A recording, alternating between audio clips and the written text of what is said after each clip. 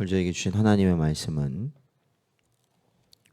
구약성경 잠언서 25장 26절 말씀입니다. 저희들 함께 봉독하겠습니다. 의인이 악인 앞에 굴복하는 것은 우물이 흐려짐과 샘이 더러워짐과 같으니라. 아멘.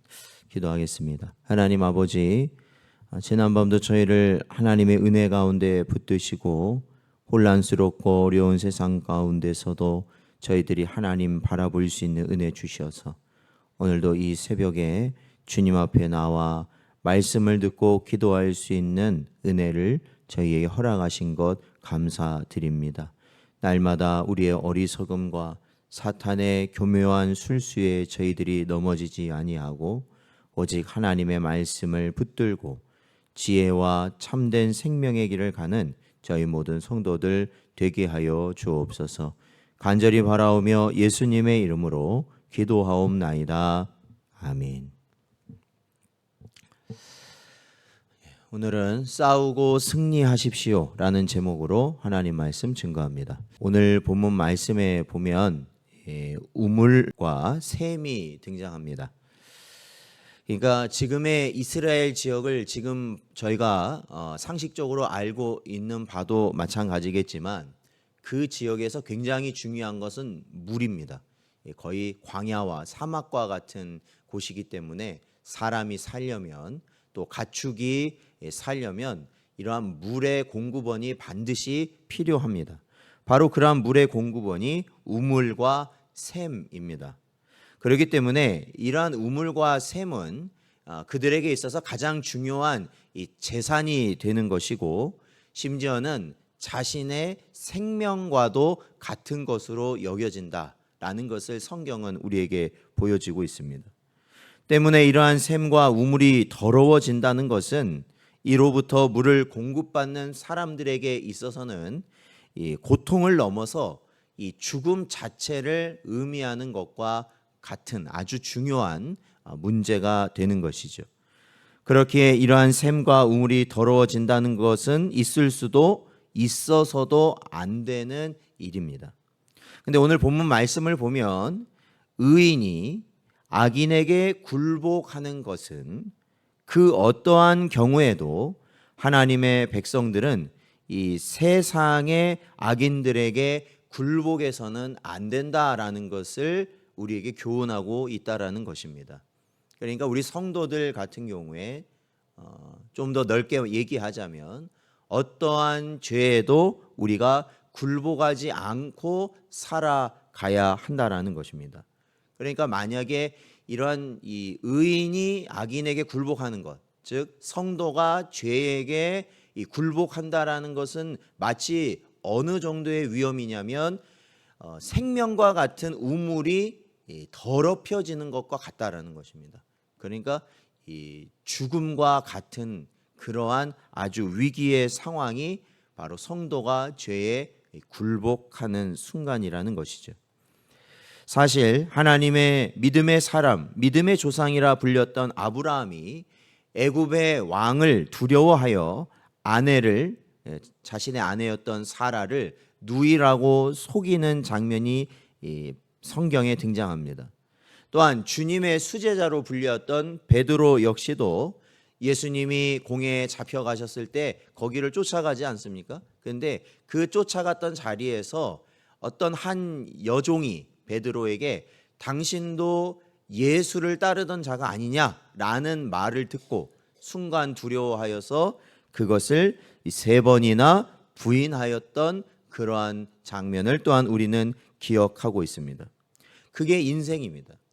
아무리 지금은 무언가 다 할 것 같고 나의 생명, 나의 모든 것을 다 하나님께 드리며 그렇게 살아갈 것 같이 호언장담하더라도 순식간에 죄와 타협하고 굴복해 버리는 것이 바로 우리 인생들이라는 것입니다. 그런데 그것이 무엇과 같다라는 것입니까?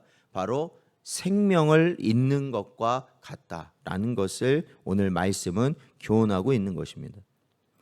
그리고 또한 이러한 일들은 개인적인 차원뿐 아니라 집단적인 차원에서도 마찬가지로 일어난다는 것을 우리는 알아야 합니다. 그리하여 이스라엘 백성들이 이방의 압력이나 유혹에 굴복하여서 결국 하나님 대신 우상을 쫓다가 약속의 땅에서 어떻게 되느냐? 쫓겨나게 되고 산산이 흩어졌다는 것, 그것을 우리는 말씀을 통해 알고 있습니다. 이는 예수님의 말씀처럼 짠맛을 잃어버린 소금은 더 이상 쓸모가 없기에 사람들이 다니는 길가에 버려지고 그 사람들의 발에 밟히게 된다라는 예수님의 말씀을 또한 우리는 생각해 볼 수 있습니다. 반면 요셉이나 다니엘처럼 이방 땅의 혈혈단신으로 있으면서도 그 어떤 핍박과 유혹에도 불구하고 믿음을 지키던 모습을 보면 그것이야말로 우리 성도들이 가야 할 가장 자랑스럽고 영광스러운 길이라는 것을 우리는 깨닫게 되는 것입니다. 우리나라에서 우리나라가 군인들이 많이 있잖아요. 그런데 그 군인들을 앞서 지도하는 이 장교들을 배출하는 그러한 기관이 있습니다. 이게 육군 사관학교인데요. 거기에 군인 정신에는 이러한 글이 있습니다. 나는 안이한 불의의 길보다 험난한 정의의 길을 걷겠다라는 말이 있습니다. 또한 미국 군인들도 이러한 행동 수칙이 하나 있는데 그것은 나는 자랑스러운 미 합중국의 군인으로서 적에 의해 포로가 된 경우에도 결코 전우나 국가에 불리한 행동을 하지 않는다라는 조항들이 있습니다. 이 군인 정신이라는 게 이러한 것들이죠.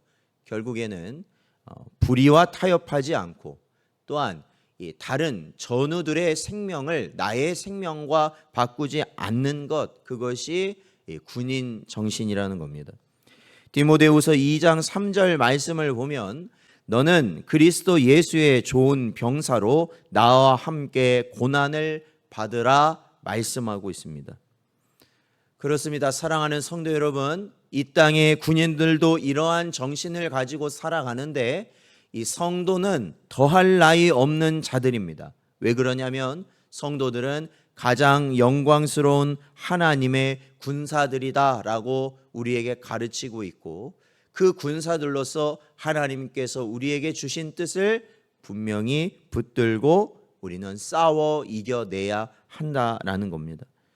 따라서 만일 이러한 성도들이 세상의 악한 세력에 의한 유혹이나 핍박에 굴복한다면 돈이나 명예나 이 땅에서 말하는 좋은 것들에 의해서 우리가 굴복하고 만다면 그것은 스스로 하나님의 군사됨을 포기하는 행위이며 이보다 더 수치스럽고 부끄러운 일은 없다라는 것입니다.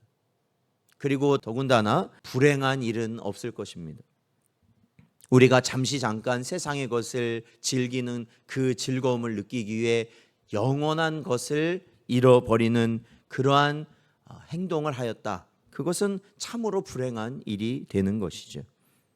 그러기에 우리는 날마다 우리를 부지불식간에 죄를 짓게 만드는 사탄과 그의 도구인 우리의 육신의 요구를 오직 우리와 함께 하시는 성령 하나님과 함께 도우심으로 말미암아 이겨내야만 한다라는 것입니다.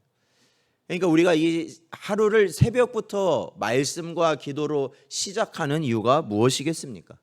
바로 오늘 하루도 죄와 끊임없는 사투를 벌여야 되는 우리 성도들이 하나님의 말씀으로 무장하고 또한 하나님의 도우심을 바라는 바로 이 시간을 통해서 오늘 우리는 승리의 길을 갈 수 있는 가능성이 높아진다는 것이죠.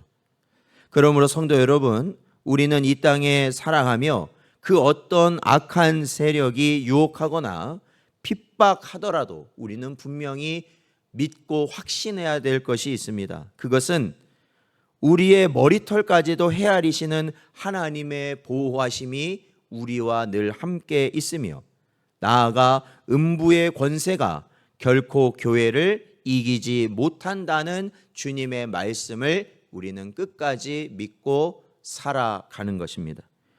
그리하여서 불의한 넓은 길보다 진리의 좁은 길을 선택함으로써 승리하는 자들을 위해 예비해 놓으신 하늘의 영광을 영원토록 누리게 되는 여러분 되시기를 주의 이름으로 축원드립니다.